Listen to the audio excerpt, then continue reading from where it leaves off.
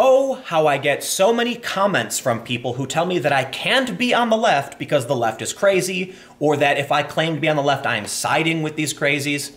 Let me just say, left and the right, whether you are a leftist or someone who is a right-winger, is not determined by who you hang out with.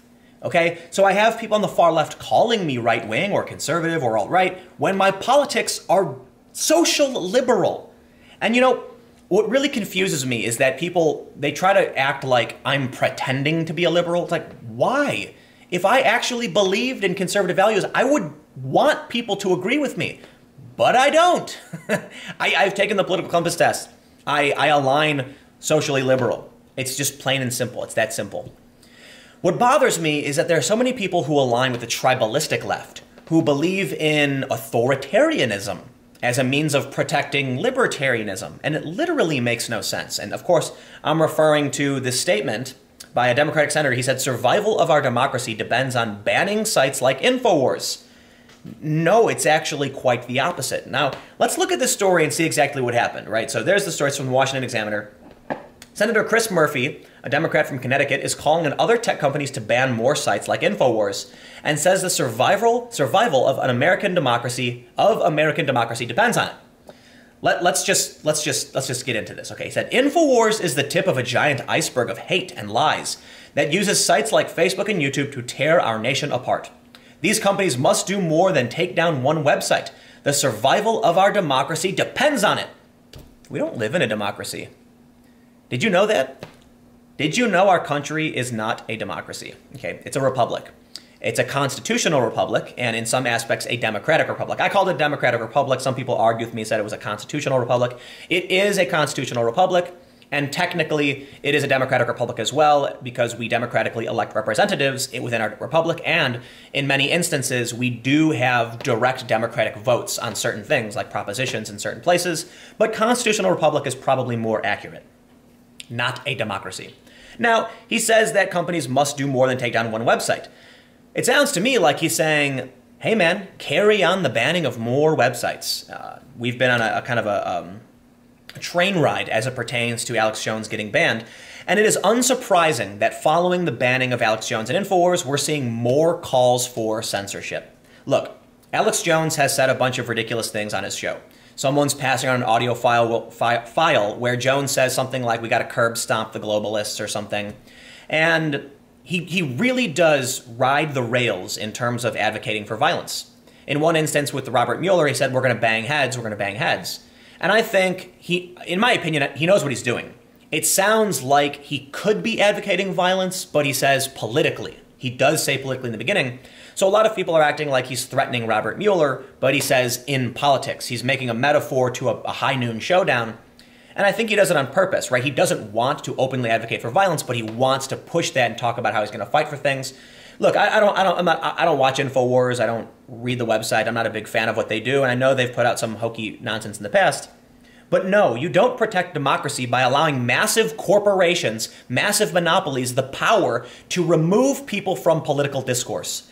My God, yesterday I tweeted out about how one of my concerns is if we ban fake news, if we say fake news is not allowed, we're actually saying that stupid people and the mentally ill have no right to free speech. Immediately everybody says, but Tim, the First Amendment only protects you from the government. I never said the First Amendment. The First Amendment protects freedom of speech. It does not grant you freedom of speech. And not only that, the First Amendment covers, I believe it's 4 rights. The right to speech, the right to a free press, the right to assembly, and the right to your religion. And maybe redress of grievances, is it 5? Anyway, the point is, the First Amendment is a rule imposed upon our government restricting them from violating fundamental rights, of which one of them is free speech. I don't know if you guys know who Pope Hat is. It's like a legal blog. Commented, I said, imagine if you had to pass an IQ test to engage in public discourse. And they responded with something like, imagine if you needed an IQ test to know the difference between public and private and that the First Amendment doesn't apply to corporations. And it made me laugh. I'm like, oh my God. Apparently Pope Hat's like a lawyer. I don't know, someone said they were, but whatever. Wow, how ignorant do you have to be? Because to actually conflate the First Amendment and free speech is a very amateurish thing to do. And if you're a lawyer, you absolutely know the difference. Okay, then they said, but if you're not talking about the First Amendment, then free speech only applies to law, blah, blah, blah. I said, well, what? Do you know what a right is? Rights are ethical principles, social norms, and laws, okay? It's a various things. And when I talk about free speech as a right, I'm talking about how Western society is supposed to uphold the right of people to express themselves freely without fear of harm or censorship. And companies can violate free speech. Individuals can violate free speech. Free speech is not the First Amendment. The First Amendment stops the government from violating your free speech, but there is no such equivalent stopping companies from violating your free speech. Now let's talk about public and private.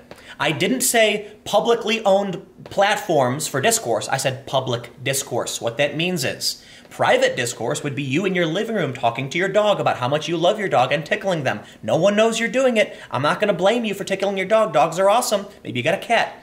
Public discourse would be you standing on a street corner yelling about what you believe, or going on Twitter or YouTube and making a video expressing yourself. You are communicating in public. It just so happens that you are on a private platform. I never said you weren't on a private platform. These people need to get their heads straight. The point is, we have handed over our public square, okay? The place where discourse happens. I think it used to be church and stuff like that. You know, people would gather once a week, or the water cooler, whatever you want to call it. We're engaging in public debate on private platforms that have no obligation to protect your right to participate. What that means is someone like Alex Jones can be banned for whatever reason, and everyone recognizes that a private company can do that. But what needs to be pointed out is that if you have to be on social media to engage in political debate, to engage in the public discourse, we're facing a serious problem if there's no guarantee that you're allowed to do that.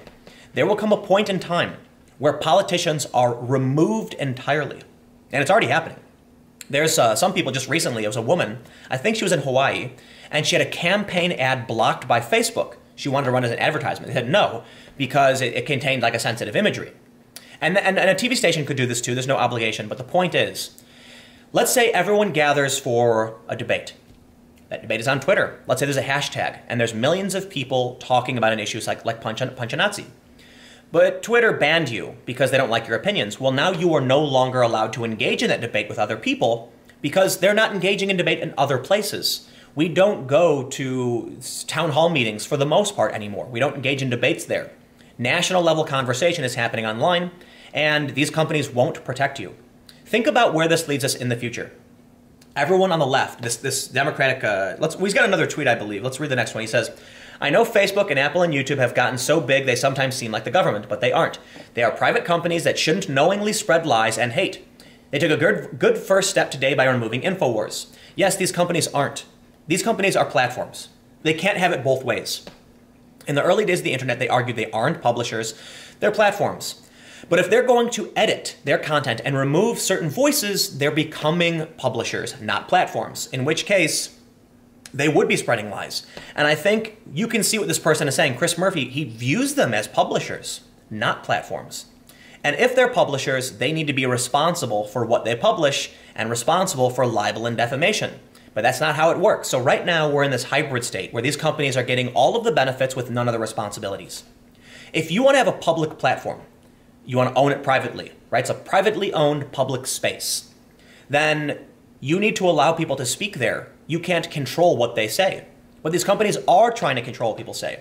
All that matters is that we have a politician here saying, yes, we know they're not, they're as big as the government. It seems like that. They're maybe more powerful, but they're not the government. You're right, they're not. I don't know if the answer is law. I don't know what the answer is. But I do know that we don't address the problem, there will be, in the next 10 or 15 years, let's say, oh, look here, right at the top of this page, it talks about Alexandria Ocasio-Cortez. What if the mainstream Democrats didn't like the fact that she upset Joe Crowley and took his seat and won the primary? Went to Facebook and said, hey, you're a private company, delete this person before they get too big. And Facebook said, okay. Look, people do illegal things. What would happen if Facebook said, hey, we don't want you to pass this law? Look, here's a better example. Let's say someone like Ocasio-Cortez proposes a rule restricting the power of Facebook. She says, I want to pass a law that says Facebook can't do a series of behaviors.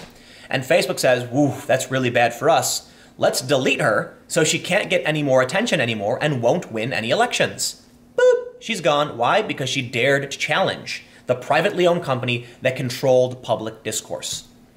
No, we shouldn't ban Infowars. As much as I'm not a fan of them, don't watch their content and think a lot of the things he says are nuts. We need to make sure we protect all speech.